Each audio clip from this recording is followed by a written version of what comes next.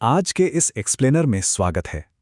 आज हम सिर्फ एक बीमारी की बात नहीं करने वाले हैं, बल्कि एक ऐसे गहरे विषय पर चर्चा करेंगे जो हम सबको कभी ना कभी सोचने पर मजबूर कर देता है।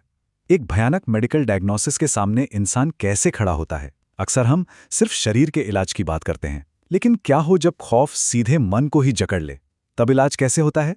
बस यही आज का हमारा विषय है। दवा जहर मारेगी, पर डर को कौन मारेगा? जरा इस सवाल पर गौर कीजिए। ये सवाल एक आध्यात्मिक गुरु ने कैंसर के एक मरीज से पूछा था, और सच कहूं तो यही एक सवाल हमारी आज की इस पूरी यात्रा की नींव रखता है। हम ये एक्सप्लोर करेंगे कि शरीर का इलाज तो जरूरी है ही, लेकिन मन का इलाज करना उससे भी कहीं ज्यादा क्रिटिकल क्यों हो जाता है।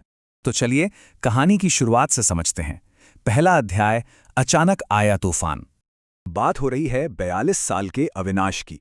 सोचिए, एक बिल्कुल फिट इंसान जो रोज सुबह दौड़ता हो, अपनी डाइट को लेके एकदम स्ट्रिक्ट हो, उसकी जिंदगी कैसे एक झटके में पलट जाती है। दिसंबर 2023 में सिर्फ एक हल्की सी खांसी आती है। जनवरी 2024 में छाती में भारीपन महसूस होता है और फिर एक सीटी स्कैन होता है, और सिर्फ 5 दिन बाद स्टेज 3B लंग कैंसर का डायग्नोसिस। ये टाइमलाइन दिखाती है कि कैसे एक सामान्य सी जिंदगी में बिना किसी चेतावनी के इतना बड़ा तूफान आ सकता है। अब आते हैं इस डायग्नोसिस के सबसे खतरनाक साइड इफेक्ट पर। हमारा दूसरा अध्याय, डर से हारता मन। यहां समझने वाली बात यह है कि लड़ाई सिर्फ एक मोर्चे पर नहीं लड़ी जा रही थी। एक तरफ शरीर की लड़ाई थी, कीमोथेरेपी चल रही थी, बाल झड़ रहे थे, 12 किलो वजन कम हो गया था। लेकिन दूसरी तरफ मन के अंदर एक अलग ही खौफनाक जंग चल रही थी। रातों की नींद उड़ गई थी, मौत का डर हावी था, और इंटरनेट पर लगातार कैंसर के भयानक वीडियोस देखे जा रहे थे। इसे डूम स्क्रॉलिंग कहते हैं। मेडिकल ट्रीटमेंट शरीर को तो तोड़ ही रहा था, लेकिन ये जो मनोवैज्ञानिक यातना थी ना, वो अविनाश को अंदर से पूरी तरह खोखला कर रही थी। ऐसे में जब इंसान हर तरफ से हारने लगता है, तो वो नई दिशा तलाशता है। तीसरा अध्याय, गुरु और सही दिशा।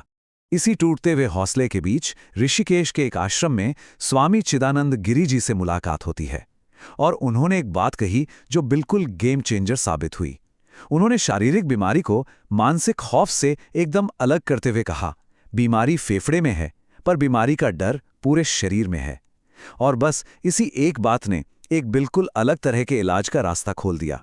यहीं से शुरू होता है हमारा चौथा और सबसे अहम हिस्सा, मंत्र का असली अर्थ।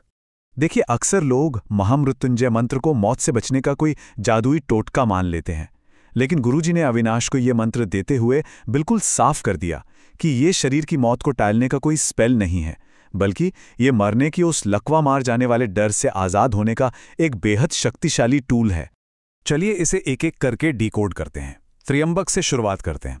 3 आंखों वाले शिव का ये प्रतीक हमें एक बहुत ज़रूरी शिफ्ट के बारे में बताता है। हमारी 2 आंखें बाहरी दुनिया को देखती हैं, यानी मेडिकल रिपोर्ट्स, मशीनें और अस्पताल, जबकि तीसरी आंख भीतर की ओर, खुद की ओर देखती है।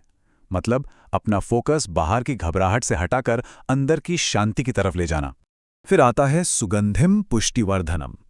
एक तरफ जहां डॉक्टर्स ट्यूमर पर हमला करने के लिए दवा दे रहे थे, वहीं इस मंत्र का काम इंसान को अंदर से पोषण देना और मजबूत बनाना था। मेडिकल ट्रीटमेंट की उस लंबी और दर्दनाक प्रक्रिया से गुजरने के लिए ये अंदरूनी ताकत यानी इंटरनल फोर्टिफिकेशन बहुत ज्यादा जरूरी है। और अब इस पूरे एक्सप्लेनर का सबसे जरूरी रूपक, उर्वारुकमिव, मतलब एक पके हुए खरबूजे की तरह।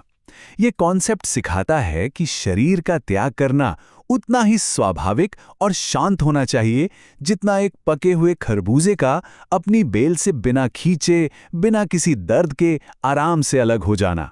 कोई जोर जबरदस्ती नहीं। इस दर्शन को अपनी रोजमर्रा की जिंदगी में लागू करने के लिए गुरुजी ने अविनाश को दैनिक साधना के 3 बहुत ही सिंपल और प्रैक्टिकल स्टेप्स दिए। रोज सुबह 4 से 5 बजे के बीच बैठना, मंत्र को शुरुआत में सिर्फ सुनना और माला जपने के बजाय अपनी सांसों पर ध्यान देना। इसमें कोई अंधविश्वास नहीं था, ना ही कोई खर्चा। ये सिर्फ और सिर्फ मन को शांत करने की ट्रेनिंग थी। तो अब देखते हैं कि इस ट्रेनिंग का असल जिंदगी में क्या असर हुआ। 5वां अध्याय, अस्पताल में मंत्र का प्रभाव।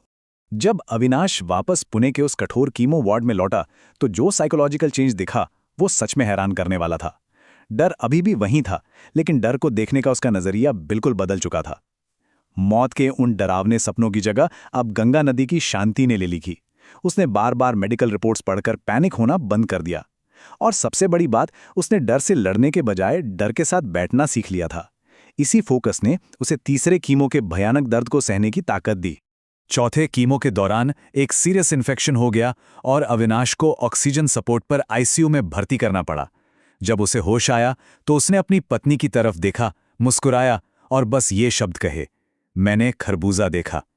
ये एक वाक्य साबित करता है कि उस पके हुए खरबूजे का मेटाफर उसके अवचेतन मन में कितनी गहराई तक उतर चुका था, जिसने इतने बड़े संकट में भी उसे शांत रखा।